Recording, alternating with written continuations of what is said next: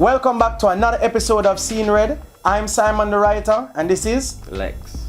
Now, it was a short weekend, a lot of postponed games because of the FA Cup matches, and we find Liverpool in a situation where they could try and capitalize on this. Luckily for us, we won 2-1 against Burnley. How do you feel about that game? I mean, it was a decent game. I mean, you guys started from under it, right? Correct? Yeah. It looked like another one of those slip-ups. Anything could have happened, like you're just going to lose to a bug side again. But I would call Burnley, or I guess they are relegation threatened, but they're not fully a bug side. But overall, the problem that Liverpool has been having is that these small teams are the teams that we lose to. True. And with some of the injury issues, Henderson is out, Sturridge is out, Firmino out, Lovren out.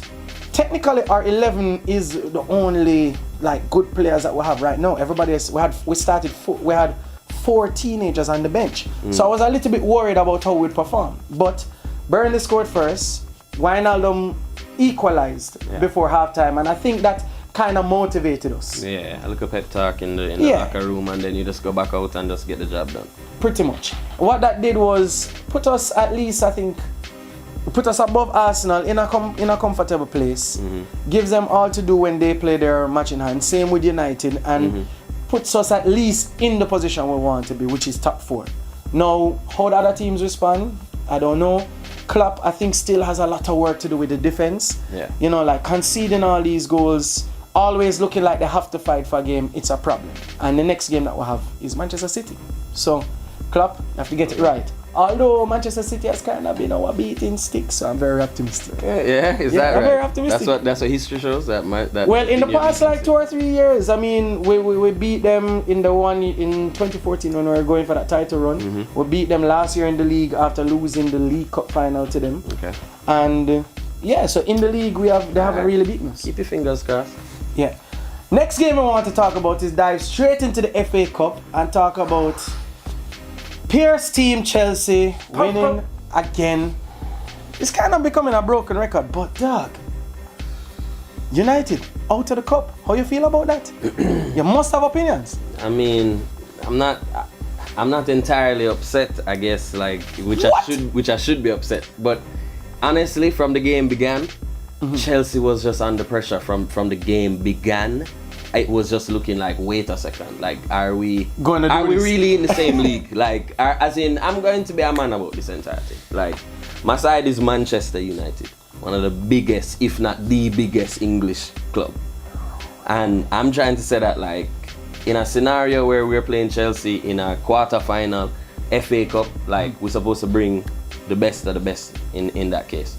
And from jump, to me, Chelsea did kind of look like a better side, and that is hard to say, but it was just a fact. I think the moment when I saw Hazard take a shot that did cross, that barely just go across the goal. I mean, if it was just a few inches to the right, it would have been in the back of the net. From I saw that, I was like, hold on, boy, if certain things, and then, I mean, of course, unfortunate things did happen, and the red card. The red card. I mean, all right, I'm gonna ask you: do you think that was deserved? That deserved another yellow? Well, before I actually got to the red card, I want to just comment on something you said. I think Chelsea had those opportunities, but I didn't think that United was outclassed in the first 15 minutes. I think that there was a lot of ball control happening. What was unfortunate was that it started with Ander Herrera.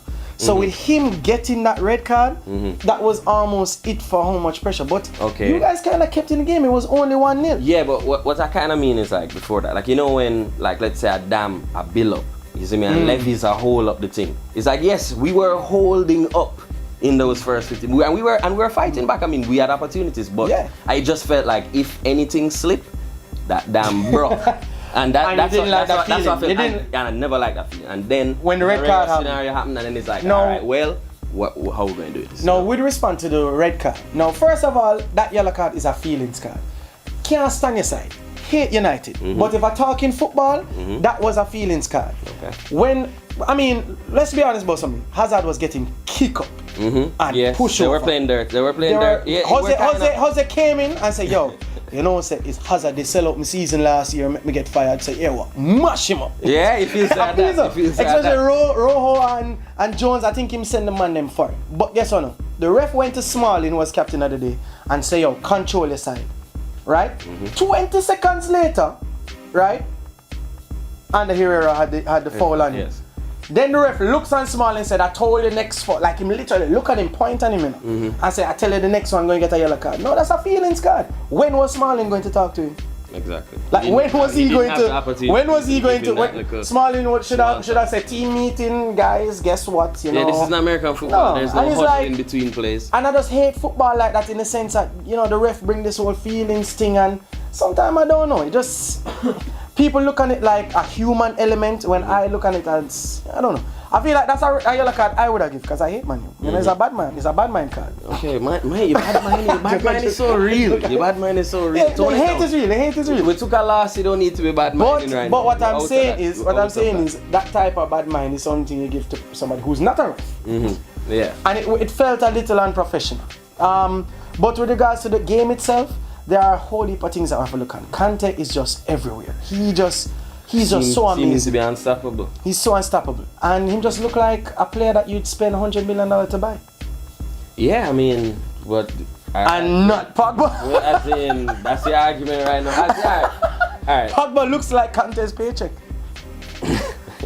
As in, Kante looks like Pogba- Pogba's paycheck. Pogba definitely needs to produce more, but Pogba, I like I mean, he plays a certain role that seems to me. I mean, I was watching a whole thing about them talking about what position does he play, role is he actually playing. But he seems to play a box to box role, and then Right. and then he can provide. He can either feed the ball or he can take shots. But I mean, I think that his landing percentage in terms of shots taken and goals scored is probably very poor. But here's the thing, at Juventus it was never At high. this point. At Juventus it was never high.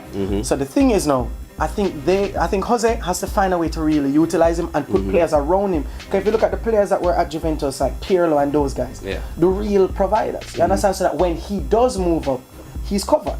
And I think even the contest goal, like Pogba needed to press up. So He absolutely Yeah. needed to and put And just some form of some more form of- effort to the thing. Exactly. So I think what really, because at the end of the game, you know, with 10 men, I mean, it wasn't a horrible showing that it was only 1-0. No, it there are a lot wasn't. of things, like for example, Diego Costa was just a scumbag to the whole game.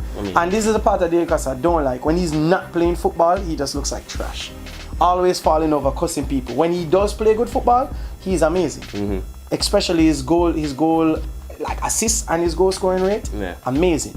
So Jose needs one or two more pieces, sad to say. And I think that's what we saw. Yeah, I think we can absolutely agree on that. He definitely needs something else to work with, just a little bit more to work with. As you said, one or two other pieces just to flesh it out. But other than that, I mean, I still say good showing from my side. Playing how many minutes Yeah, I a will game say with so. 10 men? You take a one love. I mean, yeah. But out of the cup, so that's a life goal. Yeah. All right. To kind of wrap this up, let's do some quick predictions of the FA Cup semi-finals. Arsenal versus City. Arsenal versus City. I mean, I don't like Arsenal, and obviously City is that's just hated, right? There's a Manchester City. I mean, Yeah. we can't argue that there's only one Manchester side we represent around there. So I mean, I guess like Arsenal can take that. How much you can think? take that. Just like prediction, I guess. 2-1. I actually think that this game will end 3-3 and go to penalties, and Arsenal might win. I mean, that's excitement right there. I think it will be exciting because there are a lot of players that need to step up. And when we get closer to that semi-final area, Yeah. you're going to find that players going to either want to prove to other clubs that they want to go to, that they still have the talent, or they want to go for this cup. And Arsenal has been showing themselves as good FA Cup teams or cup teams, not Champions League obviously, but Yeah. good FA Cup teams in the past few years. And I really see them chipping away at City at this. I think Pep's still new to some of the English toughness, and I think he's going to fall short there. All right. Can I make a better prediction then? The next game, Chelsea versus Spurs. I feel that game, the winner of the FA Cup is going to be in that game. I actually agree with you. Okay. And I'm hoping it's Spurs. Because Well, born Chelsea. I have. True, you can't say what Pierce just did. Yeah, I don't Rude. know. I don't know. I'm two minds about it. Yeah, we're born in Chelsea right now, but they are the team that beat me. I mean, I would just like to believe that they're unstoppable, and that's why they beat us. Yeah. So if I they don't got think the they're win, then I'll be stoppable, like, though. whatever. But then I want to bad mind them and be like, yo, yeah, I'll never get through. You see me? So I mean, I don't know, but I think it should be an exciting game. I don't know how it's gonna fare with Hurricane and That's his the injury. that's the most important thing. Hurricane being out, I really feel like it's going to hurt them. But guess what? Pochettino has a way of setting teams that can move the ball. Yeah. And what I think, a lot of the pundits are saying, oh, Janssen is scoring, so they want Janssen to really fill the role. No, Janssen need to go up on the bench. Make Son play up there. He scores some amazing goals at times. And guess what? He shoots the ball. As the ball reaches him, shoot. And that's one of the things that makes Hurricane a good goal scorer. As him get the ball, him shoot. So I think Son needs to start up there. Put Dele Alli and Eriksson behind him. Wanyama, Dembele, Luck. Dele Alli could be a little problem for them still. Yeah, and then you can start to I think Pierce now. definitely knows that. Like Pierce definitely knows that Dele Because Alli could the create thing some about it problem is, for the team. the real star for Chelsea right now is Kante. He's locking it. Cahill and David Luiz aren't as great as Kante is making them look, in the same way that Wes Morgan and Robert Huth isn't as great as Kante made them look last year. You understand? I mean, even Chelsea fans saw last year how bad Cahill can be at times. You understand? So if they can put speed on those defenders, it will be a problem. And as Spurs Arsenal finals, that London derby, that hatred, would be a great game as well. Yeah, I mean. So did I put a score should on be the good. Chelsea Spurs game? No, I don't think we put that. I think Spurs can beat them 2-0 just like they did in the Premier League match when they beat them 2-0 with Dele Alli headers.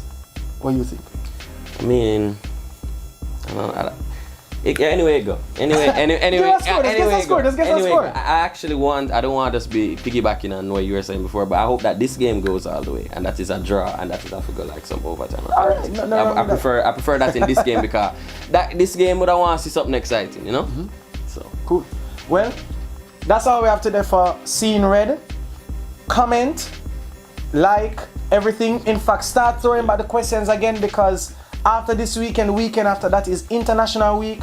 So I'm going to want us to start compiling the questions for a Q&A episode like we did with Rashid and I, but this time add some United questions. So it will be Rashid, Lex, with their fans, Simon the writer. So, subscribe, isn't it? Bust the subscribe. I just like the pillow though. I know you love the pillow. I love that.